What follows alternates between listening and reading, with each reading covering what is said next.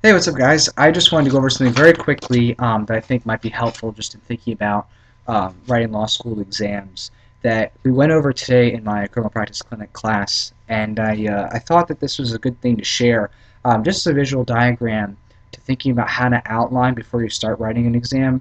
I've mentioned before that a good way, or one of the best ways actually, to do a law school exam is to spend a quarter of the time, a third of the time doing an outline of what the legal issues are, followed by what the facts are that follow those legal issues that you're going to make an argument about, and then of course in that outline putting whether there's something that needs to be a conclusion about in order to continue on with the problem, or to suggest a policy, go through different policies if there is not just one jurisdiction being talked about. For example, it's the essay says discuss all the possibilities, then you might go into those other possibilities. So just want to quickly show real quick on here. I know, quickly, real quick, right?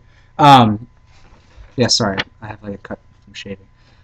Here's an example just from Class C. Like in a case we were going over, we had this seizure versus casual encounter in a stop. So in other words, was somebody actually seized in the Fourth Amendment? In other words, did police officers take control of them, or was it a casual encounter? Was the interaction between an individual and police officers something that did not amount to a stop?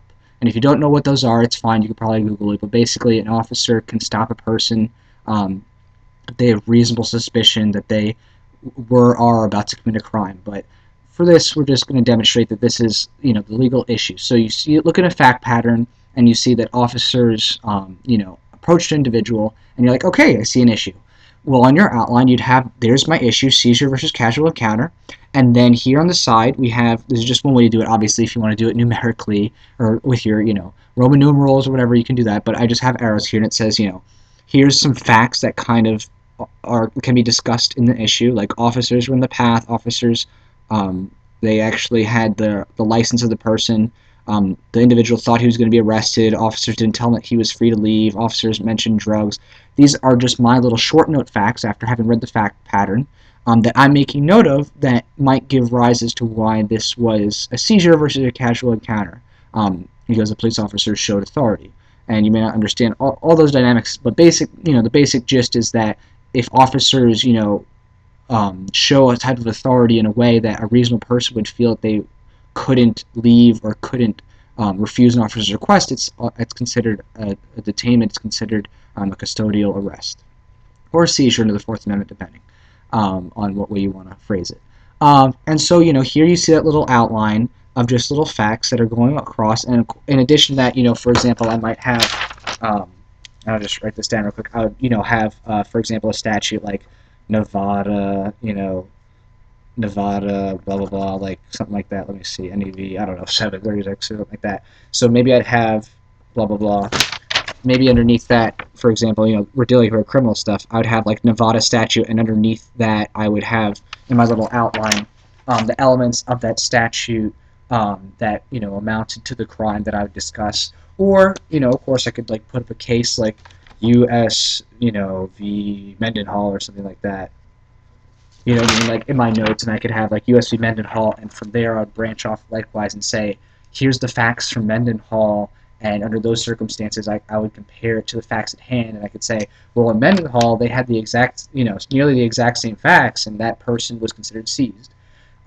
So that's just, a little way, it's just a little demonstration, nothing crazy. I'd say it wasn't even worth your time watching, but that's just a way to sit there and go, for example, on this page, where, issue by issue, seizure, search, or, reasonable articulable suspicion of a crime, reasonable fear, like different, if you were to take your scratch paper and go through those little notes as you read through your fact pattern and then branch them off and say, here it is, well, when you go to write your essay, you're going to have a whole thought process laid out for you.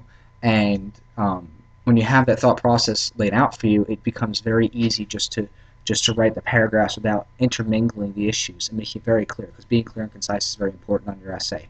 Actually, professors usually look to those who are more clear when it's, there's a little point differences between people, and they look to the people who are more clear and give them the extra point, when there's kind of a, who gets the B, who gets the C plus type of thing.